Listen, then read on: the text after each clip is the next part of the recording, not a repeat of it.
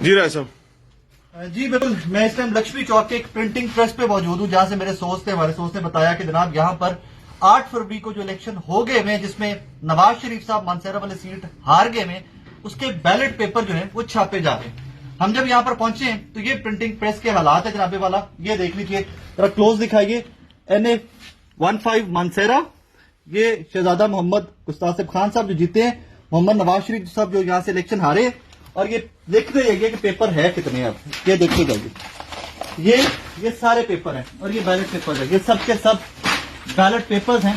हम लोग जब यहाँ पे आए, वो रिकॉर्ड डिटेल्ड वीडियो जो है वो भी मैं आपको दिखाता हूँ। जब हम लोग यहाँ पर आए तो जो यहाँ पर स्टाफ था वो तो कहना आगे स्टार्ट हो गया कि हमें तो भी 2 घंटे पहले ऑर्डर आए और हमने ये छापने शुरू कर दिए। हालांकि बैलेट पेपर कोई भी प्रिंटिंग प्रेस पाकिस्तान का, सरकारी प्रिंटिंग प्रेस के अलावा कोई भी प्रिंटिंग प्रेस नहीं छाप सकता।